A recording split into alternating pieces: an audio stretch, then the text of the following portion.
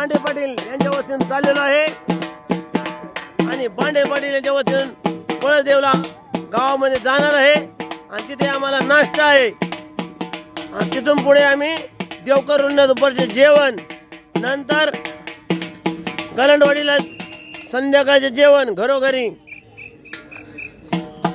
सकाळचे 6:45 वाजलेले आहेत आणि आमचे वारकरी लाईनी स्थितीत चाललेले आहेत.